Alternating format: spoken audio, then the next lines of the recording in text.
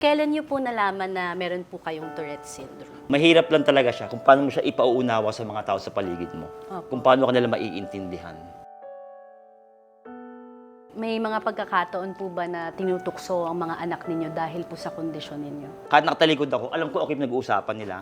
Yeah. Alam ko pinagtatawanan nila. Pero kumbaga parang kailangan ko siyang harapin eh. Yeah. Kailangan ko siyang tanggapin. Hindi ko kailangang magpatalo sa kung ano meron ako eh. Handyan na yan eh. Kailangan tanggapin na maranasan mo talaga to. So nahihiya ako. Nahihiya akong pumanin gano'n kasi parang ilang ko na baka sabihin nila yung tatay nila ganyan, baka tuksuin sila. Yung sorry, parang ang hirap bitawan. Pero ang dami niyang kayang baguhin. Yes. Ang dami niyang magagawa. Yung relasyon niyo maaayos. Pagka meron taong kayang magbigay ng sorry, meron taong kayang magpakumbaba. No matter the weather, we'll get through it together. You make Hello and welcome back to Behind the Scenes with Ina Father Series. Ayan, magandang gabi po sa inyong lahat. Ang ating Father of the Week ay isang Grab driver na kahit may Tourette syndrome, patuloy na nagsisikap at nagtatrabaho araw-araw. Sa pamamagitan ng kanyang vlogs, ibinabahagi niya hindi lang ang kwento ng kanyang mga pasahero, pero pati sarili niyang laban. Isang paalala na walang kapansanan ang makakahadlang sa taong may determinasyon at puso. Tunay siyang inspirasyon sa marami, isang halimbawa ng lakas ng loob at pagmamahal sa ginagawa. Tunghayan natin ang kanyang kwento. Mr. Marlon Fuentes or Marlon Tourette Vlogs. Hello po, Sir Marlon. Hello, kamusta po kayo? Okay naman po ma'am. Sir Marlon, pwede niyo po ba ikwento sa amin? Paano po ba nagsimula si Marlon Tourette Vlogs? Nagsimula po kasi yung ginagawa ko nito. Nung time na nagtrabaho na po ako sa gantong TNBS. Yes po. Nung kasi, di ba may mga pasahero ko na naiilang sa akin, natatakot. So, nagpag ako sa misis ko ng gawan ako ng placard. Nung naglagay ng placard na yon, may pasahero ako na pinicturean yon. Tapos Yes. ipinost siya sa social media. So, nag-viral siya. Bali, dalawang beses siya nag-viral. Opo. Tapos parang doon ako nagka-idea na parang yung mga tao, parang sila parang yung iba, hindi sila mulat sa ganitong kondisyon. So parang naisip ko na magandang platform to. Kasi nung time na yun, yung vlogging, talaga siya. Yes Ay po. ko parang, ba't di ko kaya pasukin yung pagbablog? Tapos para ma-share ko yung mga na-experience ko sa biyahe, sa iba't ibang pasahero ko. Kasi sabi ko parang magandang platform ko kasi iba't iba mahasakay ko eh. Opo. So, isa-shoot ko yung kung ano yung nangyayari sa akin, ganyan-ganyan. Tapos, nung time na yon, gusto ko siyang gawin ng vlog, gumawa ng vlog. Kaso, nung time na yung cellphone ko, yung mga lumang cellphone siya. Opo. So, hindi niya kaya yung apps ng pag-edit. Kasi siya parang 500 MB lang yung niya eh. Opo. So, nung nakaipon na ako ng pambili ng cellphone, nag-pandemic naman siya. Sa bahay lang, walang trabaho. Sa bahay lang kami, lock-in, gano'n. So, pero doon ginawa ko pa rin, dahil talagang gusto ko nang gumawa ng gano'n, may cellphone na akong pang-vlog. Doon ko na naisip yung gawin yung Marlon Tourette Vlog. So doon siya nabuo. Simula muna ako sa bahay kung ano ginagawa ko noon. Hanggang sa nagbalik biyahe na, doon na ako nagsimulang mag-share ng mga na-experience ko sa kalsada, sa mga pasahero. Kumbaga parang naman siya, naging maganda naman yung resulta niya kasi may mga video ko na nagba-viral siya, gano'n. Opo. Na parang na-share ko sa mga sa publiko yung nangyayari sa akin. Alam ko na hindi madali kasi ilalabas ko yung sarili ko sa public para kang bukas na libro. Siyempre alam ko naman yung may mga tao maintindihan, may iba hindi, iba isipin ginagawa-gawa ko lang para kaawaan, para sa tip daw, gano'n, sa tip para makakuha ng Grabe, gano'n. may Pero ganun siyempre, pa. kumbaga pa nung pinasok ko yon, alam ko na gano'n na mangyayari. Bakit tuloy-tuloy ko lang hanggang sa narating ko tong ganito. Baba para bago niyo po pinasok, in-expect mo na kung ano yung pinaka-worst na pwedeng mangyari, parang gano'n, no? Para Opo. at least yung loob mo prepared, parang gano'n. Kailan niyo po nalaman na meron po kayong Tourette syndrome? Nagsimula siya sa akin, ma'am, yung sign niya, bata pa lang po ako eh. Mga 6 years old pa lang po ako. Okay. Nagsimula siya, papikit-pikit lang ako noon. Tapos yung ulo ko nga, pa ganyan-ganyan. May mawawalang isang episode, may papalit na isang episode siya. Kasi habang lumalaki ako, dumadami na yung tics ko. Lumaki ako, hindi ko alam na Tourette siya. Alam ko lang, mannerism siya. May nagtatanong sa akin, ano nangyari sa'yo? Sabihin ko, hindi, ako, napasma lang ako, ganyan, mannerism, ganyan.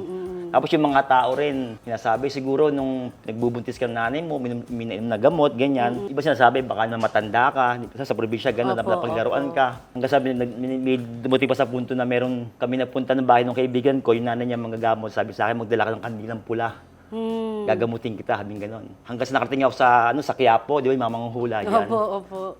Tapos ayun, sabi sa akin, sabi niya, tinan niya palad ko, sabi niya, may sapi ka, sabi niya, gano'n. Tapos sabi niya, ano pong gagawin ko? Sabi niya, meron akong gamot dito, bilhin mo. Sabi niya, 500 to, sabi niya, gano'n. Sabi ko, ma'am, wala akong sinuntayin, malaki pa yung, Ay ko, wala akong ganyang kalaking pera. Sabi ko, babalik na lang po ako. Mga ganun siya. Hanggang sa dumating sa, meron ako napanood sa telebisyon na kagaya ko. Okay. Sabi ko, Mga ilang taon po kayo? ano ako nun, ma'am, 27 na ako, may asawa na ako at anak. Okay po. Doon, parang sinerch ko siya, tapos ninap ko yung grupo na yon. Doon ko nalaman na, yun pala yung tawag sa condition ko. Parang nagkaroon ng sagot yung mga, yung mga tanong sa akin. Sabi, ang tagal din, sir. Opo, ganun siya. Baga parang doon na nagkaroon ng baga parang lumalaki ako, hindi ko alam, lagi pagka tinatanong ako, parang sasabihin ko lang, napasma ako, ganyan manilis. Tapos iniiwas ko na yung tanong, para ayaw pag-usapan, nahihiya ako. Kasi wala akong sagot na maganda eh. Pero nung malaman ko siya, doon karoon ng sagot sa mga sa akin, sa tanong, baga naging open na ako sa lahat na pag may nagtanong sa akin, share ko na, sasabi ko, hindi, may Tourette syndrome ako. Sasabi, ano yung Tourette? Yun, sinasabi ko, ganito yan, ganyan. So yun, baga parang ako nabunutan ng tinik, na parang lumuwag na yung ano ko na parang, ito pala yung pagtampaliwanag sa mga tao magtatanong sa akin. Naintindihan niyo po yung pinagdadaanan. Baga, parang natanggap ko na ganito pala yung condition ko. Sir, ano po ba ang Tourette syndrome para po sa mga viewers natin? Pa-explain po siya, kung ano isa po siyang neurological condition kung saan may mga yung mga kagaya ko, yung mga involuntary movement. Iba naman kasi may mga vocal tics. Parang nasasabi silang ako naman more on motor tics. Sa speech po yung iba. Opo, So iba-iba rin po talaga siya. Opo. No? May mga pagkakataon po ba na nakaranas po kayo ng pagja-judge or pagtawanan? Paano nyo po nalagpasan yung mga ganong pagkakataon? Yung ganong maraming beses, ma'am eh. Mula pagkabata ko. Kahit naman po hanggang ngayon eh. Nakakaranas ako ng ganon. Kumbaga parang, nung una, parang masakit ganon, tatawanan ka. Yung iba, ginagawa ko, tiyatalikuran ko na lang. May mga time na, kahit nakatalikod ako, alam ko okay nag-uusapan nila. Yeah. Alam ko pagtatawanan nila. Pero kumbaga parang kailangan ko siyang harapin eh. Yeah. Kailangan ko siyang tanggapin. Kumbaga parang hindi ko kailangang magpatalo sa kung ano meron ako eh. Kumbaga parang kumbaga parang handyan na yan eh. Kumbaga parang yung pagtanggap, kailangan tanggapin na maranasan mo talaga to. So ginawa ko nila siya talagang parang doon ako mas na-motivate. Minotivate mo po yung sarili mo sa pinagdadaanan ninyo. Yes po. Kumbaga parang inipon ko lahat ng naranasan ko na eh, para mas maging matibay ako. The more na inaano ako, mas magiging mas magsisikap ako, mas magiging matatag ako. Para ipakita ko sa balang araw na ako pinagtatawanan niyo pero tingnan nyo, kaya kong meron gawin. yung kayang gawin na hindi nyo kayang gawin. Parang ganun. Ano po ba ang nagmo-motivate sa'yo makapagtrabaho araw-araw? Unang-una yung pananalig ko kay Lord, yung pagtiwala ko sa Kanya. Kasi alam ko, may plano siya sa akin eh. Kumbaga lahat pagkakatiwala ko sa Kanya. Tapos syempre yung pamilya ko. Sa kanila ako umuhugot ng lakas. Sila yung dahilan kung bakit ko ginagawa to. Sila yung rason kung bakit ako nagpapatuloy sa ginagawa ko. Sila yung nagiging dahilan kung bakit naging matatag ako sa buhay ko. Yung pamilya ko. Talagang kaya po natin gawin lahat para sa pamilya natin. Yes po, no? ma'am. Kung meron po kayong mensahe sa mga taong may Tourette syndrome or may pinagdadaanan po na kagaya ninyo, ano po yun? Siguro sa mga kagaya ko na may pinagdadaan sa buhay, may kapansanan sila. Kung ano man yung dinadala mo, kumbaga, huwag kang mahiyang humarap sa mga tao. Huwag mong ikulong sarili mo sa isang kulungan, ikaw lang din naman gumagawa. Huwag mong itago yung sarili mo, ilabas mo yung sarili mo, ipakita mo kung ano yung kahit magagawa mo. Huwag mong isipin sa sasabihin ng ibang tao. Ang isipin mo kung ano yung kaya mong gawin. Kasi baka nga meron ka pang mas kayang gawin na hindi nila kayang gawin eh. Yes. Diba? Kasi maraming mga PWD na meron natatagong talento. Opo. Kagaya na lang ni Sir Nick, di ba, yung walang kamay tsaka paa. Yes. Pero ang galing niya magsalita. Di ba? So baka ikaw din meron ka din kayang gawin. Ikaw nga nakumpleto ka eh. Di ba? Ang problema sa'yo, naging mahina lang loob mo, nagpapatalo ka sa kung anong meron ka. Yes. So kailangan pakawalan mo yan. Ipakita mo mas malakas ka kaysa sa kanila. Yes, oo, tama yun. Paano nyo po nakilala ang inyong asawa at ano ang pinaka nagustuhan ninyong nung nagkakilala kayo? Nakakilala kami sa sa dati pagtatrabaho ko sa Laguna. Nag-OJT po sila doon. Okay. Doon kami nagkita. Kasi may tics ako na kumikindat ako noon eh. So napatingin ako sa kanya. So napa-smile siya. Siguro, yun, doon nagsimula ng ngumiti. So, parang tingin ko mas magaan yung loob sa kanya. Tapos, siya, yung nagustuhan ko sa kanya. Kasi nung nag-usap kami, hindi ko naramdaman sa kanya yung parang naiilang siya.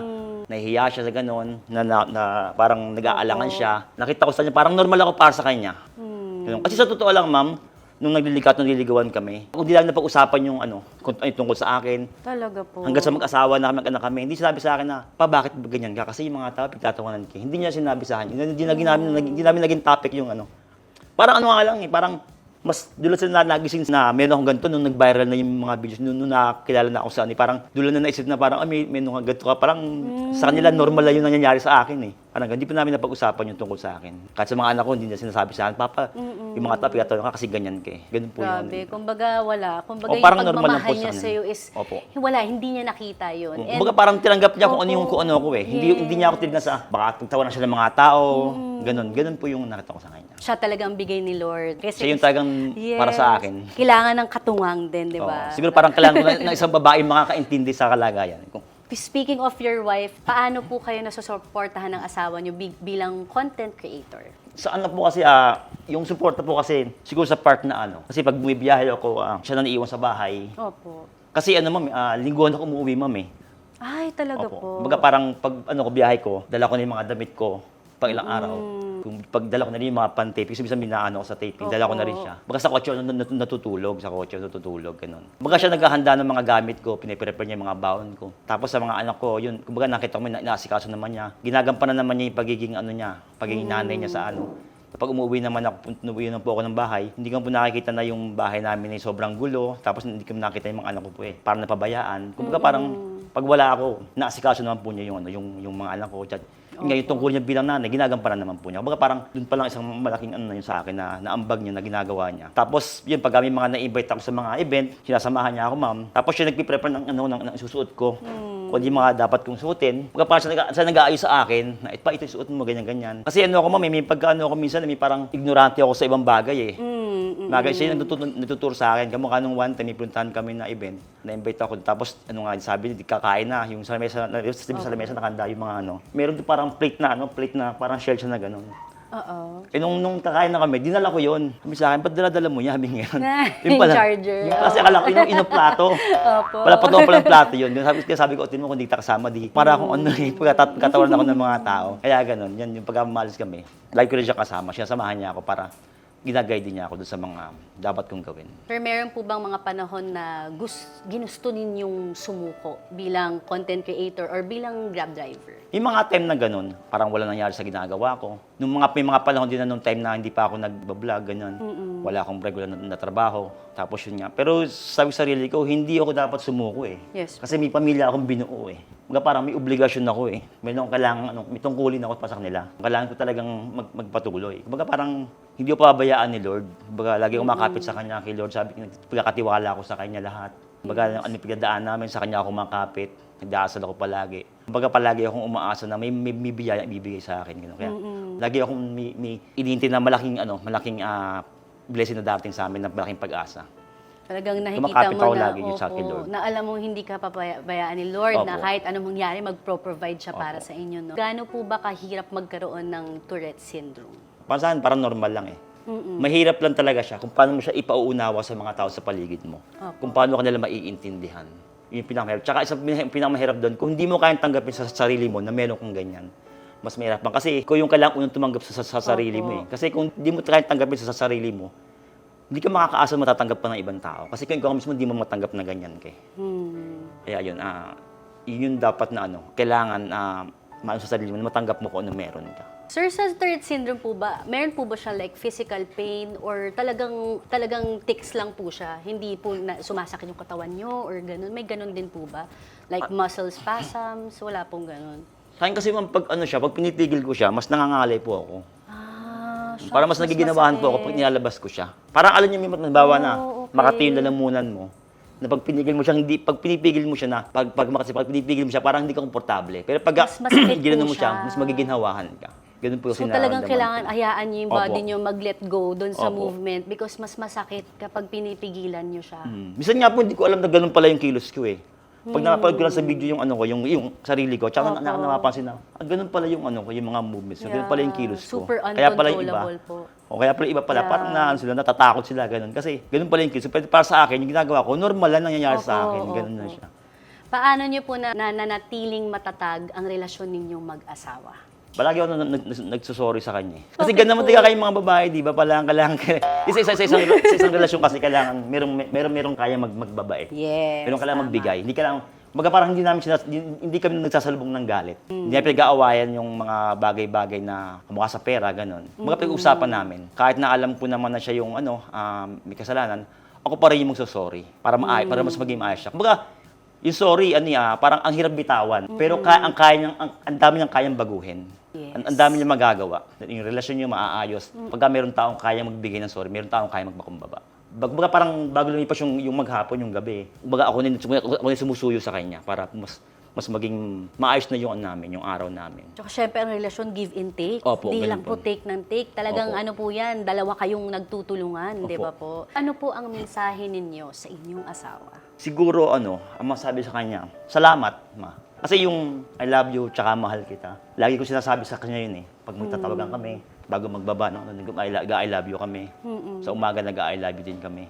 Pero yung salamat, parang bihira ako masabi. Siguro baka ngayon ko masasabi sa kanya na salamat sa iyo, ma, kasi salamat sa pag-aasikaso mo sa amin, sa pag-aalaga mo sa amin. Alam ko hindi madali yung trabaho mo bilang isang nanay kasi kulat nag-aasikaso sa bahay, tapos ikaw rin nagbabudget ng kasi binibigay ko sa kanya lahat ng nung kita ko eh. Tapos siya nagbabudget, di ba? Kumbaga parang para sa isang ina, hindi ganun kadali mag-budget eh. Mag-isip ka na kung nilulutuin mo. Tapos trabaho mo pa lahat. Ayun ma, maraming salamat sa lahat ng sakripisyo mo sa amin, sa pag-aalaga mo sa amin. At mahal naman kita araw-araw. Ilang years na po kayo ng inyong asawa? 22 po. Wow, grabe, 22 years, napakatatag. Ilan po ang inyong mga anak at paano nyo po sila pinalaki bilang tatay? Yung anak ko po, ma'am, 3 po. 2 lalaki, 1 babae. Baga parang pinapalaki ko sila na merong paggalang sa kapwa, ma'am. Yun po yung lagi kong pinasa nila na, yun nga, dahil nga may ganito ako, parang sinasabi sila na hindi nyo dapat tatawan din yung mga taong may kakulangan sa iba. Ano po ang pakiramdam na maging tatay na may Tourette syndrome? Nung una, medyo nahihirapan ako kasi hindi ko pa ang sarili ko, tsaka yung mga tao hindi pa nila mulat sa gantong kondisyon. Yes. Yung anak ko lagi nilang gusto pag kami sa school may event sila, pagka akit magsasabit, ako gusto nilang magsasabit lagi. So nahihiya akong pumanay ganun kasi parang ilang ko na baka sabihin nila yung tatay nila ganyan, baka tuksuin sila. Pero nung yung mga tao na mulat na rin, parang pagkasama ko sila, parang lang ako, parang normal lang, nahayaan mo lang na ganyan yung mga tao yung tingin sa akin kasi parang yung mga tao yung tingin sa akin, naka-smile na sila pag nakikilala nila ako. Yes po. Ganun po yun. May mga pagkakataon po ba na tinutukso ang mga anak ninyo dahil po sa kondisyon ninyo? Wala na kasi ako, ma'am, na wala po kasi ako na-experience na umuwi sa akin yung mga anak ko na nagsumbong sila na, pa, sabi nila ganyan ka daw, ganun. Opo. Siguro wala naman, or baka siguro may nagtatanong, baka sila na mismo yung nagtatago sa akin ng ganun. Sige, parang iminulot ko sila na kailangan, yung parang magpakumbaba kayo sa ganyan, parang siguro, dahil ayaw din nila na baka magkaroon ako ng kaaway, gano'n. Ayaw palaki yung issue. Kumbaga parang, siguro nananahimik lang din sila, gano'n. Hindi nila sasabi sa akin. Ayaw nila madadagan pa yung isipin ko, siguro gano'n po yun. Ano po ang gusto ninyong matutunan ng mga anak mo sa'yo bilang tatay? Siguro yung yung marunong silang magpakumbaba sa kapwa nila. Malaking bagay po Opo. yun eh. Magpakumbaba at saka maging mabuti lang, no? Opo. Kasi it goes a long way, syempre, kapag natutunan mo maging ganon. Tsaka yung maging pasensyoso. Patience, opo. Ano po yan? Another important Opo. thing. Siyempre, busy-busy po kayo lagi. Sabi nyo nga po, most of the time po, wala kayo sa bahay. Weekend nyo lang sila na uuwian. Ano po ang mga bonding moments ninyo ng asawa nyo tsaka mga anak ninyo kapag wala po kayong trabaho? Yung bonding moments po namin, ma'am yung pag kami sobra akong kita, pagka parang niyaya ko sila sa labas, kumain sa labas. Yun namin. Baka hindi mo kami sa mamahaling restaurant pupunta. Baka Opo. mga tapsihan, ganyan, mga unli wings, ganun. Doon kami kumakain. Kumbaga parang, masarap kasi sa pakiramdam na pamilya mo, mailalabas mo. Kasi yun kayo nagkakaroon ng time, kwentuhan kayo. Yung bonding moments namin, yung kakain kami sama-sama sa labas po. Parang kami magbabarkada lang. Kasi yung dalawang anak, ma'am, binata na po yung dalawa ko, ma'am Opo. Tapos yung buso ko, 4 years old po. Ganun. Baga parang, hindi namin parang kami, yung relasyon namin, magka-tropa lang kami, gano'n. Hindi. Basta, tatay niyo ako, nanay, gano'n, magkayo magulang. Pero, pagdating sa bahay, kami, para magkaano lang. Pero, andun pa rin yung respeto nila sa amin. Yeah. Nababalance nyo po na kahit magulang kayo, kaya nyo pong bumaba bilang barkada, pero may respeto pa rin bilang magulang, no? Opo. Kasi importante po talaga yung pakipag-bonding mo sa anak mo Kasi, Parang habang lumalaki sila, yung amor nila sa'yo hindi nawawala eh. Yes, oo. Na kahit gaano po kayo ka-busy, talagang sa isang linggo, kailangan magsama at mag-bonding po Opo. kayo, no? Kasi malaking bagay din sa mga bata yan. Ano po ang pangarap ninyo para sa pamilya mo?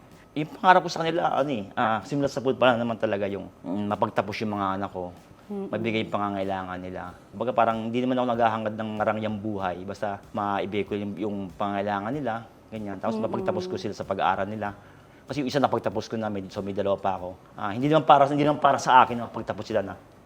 Pag natapos sila, matutulungan na nila ako sa Yes. trabaho. Kumbaga para sa kanila din naman kinabukasan nyo. Kasi ako, hindi naman ako nakapagtapos ng pag-aaral. So, ayaw ko ma-experience ng mga anak ko na wala rin silang pinag-aralan. So, gusto ko silang magkaroon ng magandang pinag-aralan kasi yung iba nga na may tinapos, nahihirapan pa rin maghanap ng trabaho. Yes. Di lalo kung sila mismo wala silang natapos sa pag-aaral. So, parang isang magandang rin yung meron kong naabot sa buhay mo. Ang sarap din po ng feeling na Opo. sabi niyo mga kahit man hindi mo napatapos yung sarili mo, Opo. unti-unti mo nakikita yung mga anak mo Opo. na natatapos. Opo. At malaking achievement po yun, Opo, sir. kumbaga parang yun Good job. yung trophy ko po eh. Yes, totoo. At lalo kang namomotivate, no? Opo. Para magtrabaho at mas galingan pa, no? Opo. Sir, may follow-up question lang po. Sige po. Paano po kayo nakapagpatattoo? Patato po, ano po, Hmm. kasi ano po ma'am kapag nare-relax po ako ma'am, mas nawawala po yung tics ko. Kapag tinutos po ako ng karayom ma'am, iba na nagtataka sila. Oh, wow. Tapos sinasabi nila, paano ako natatuan? Yes. Kasi malikot ka. Kumbaga parang pag tinutos ako ng karayom, yung attention ko nasa karayom, nasa tusok ng karayom. Nare-relieve yung Oo, pain. napopokus ako dun ma'am. Paano nawawala yung yung mga tics ko. Kasi parang inaabangan ko yung bawat tusok ng karayom eh. Kasi kahit sa ulo ko po, yung dito, yung sa Opo. micropigmentation, ganyan din po. Kumbaga parang na-relax ako habang Wow. inaano niyo sa akin to. So, kumbaga may Parang- epekto siya sa nerves mo in a Opo, way parang po. ganun po yung ma'am. Yung pakiramdam ko. Kaya parang lang, wow. normal lang din po. Kumbaga parang hindi ko rin alam kung paano siya papaliwanag. Kasi kahit nga iba yun sa pagmamaneho, di matinatanong nila. Buti hindi mo na natatapakan yung biglang preno, ganyan. Opo. Sabi ko, hindi ko rin po alam kung bakit ganun. Siguro nga po talent din dahil ganun. Tsaka siguro dahil pag napopokus nga po ako sa pag-drive, kumbaga parang yung pa ako nakapokus siya doon sa tumatapak, doon siya nakatapak. So nawawala yung pagtadyak-tadyak kong ganun minsan. Para siya nagiging therapy, no? Opo, sa ma'am. inyo. Pag na-relax po ako, ma'am, pag natutuan po. Kaya nga sabi po nila baka nga po yung sa, tawag doon, ma'am, yung sa, Para acupuncture. Oo, parang ganun. Oo, parang ganun. Acupuncture pala. Ayan. Sir, ano po ang mensahe ninyo sa mga anak niyo? sa mga anak ko, siguro, masasabi ko sa inyo, pagbutihin nyo sa buhay nyo, sikapin nyo mapaganda ang buhay nyo, mabuti yung pangarap nyo, maging mabuting tao kayo, maging mabuti kayo sa kapwa nyo, maging mabuti sa lahat ng ginagawa nyo, at kumbaga, magmahalan kayo magkakapatid kasi hindi habang panahon kasama nyo kami ng mama nyo, walang ibang magdadamayan kundi kayo lang. Kaya sana, palagi kayo magtutulungan, magkakapatid. Hanggat narito ako, hanggat kaya ko, puprotektahan ko kayo. Ang ganda nun, sir. Ayan, kung meron po kayong advice sa ating mga viewers or mga tatay na nanonood, ano po yun, sir?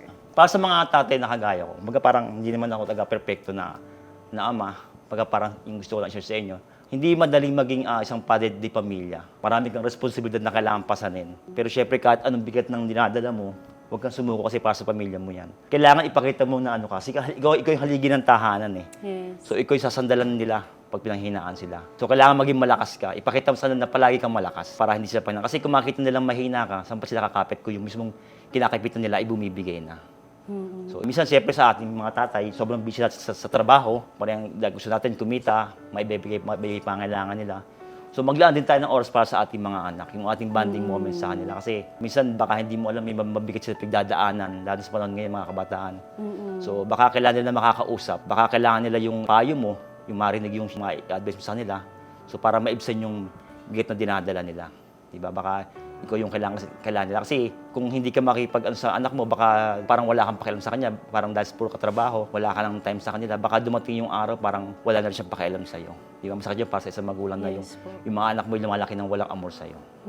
So, maglaan din po tayo ng oras para sa ating mga anak. Kung meron po kayong mensahe para sa sarili ninyo, sir, ano po yun? Siguro masahe ko kay Marlon, galingan mo lang Marlon, huwag mo pasinin sila.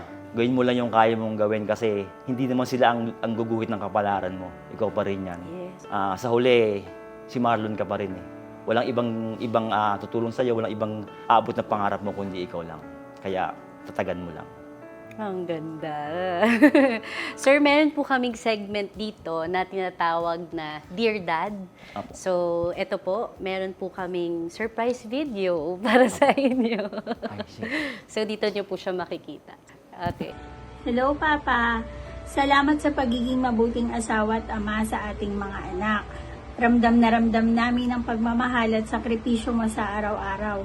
Kaya nga sobra akong humahanga sa iyo dahil napaka-responsable mo at mapagmahal na padre de pamilya.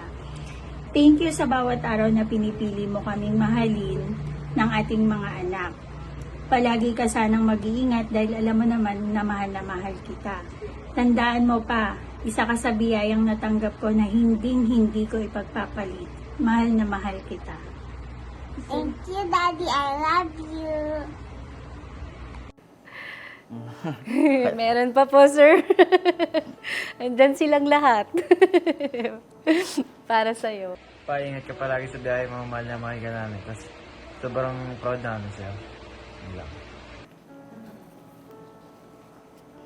Sir, tissue. Ay,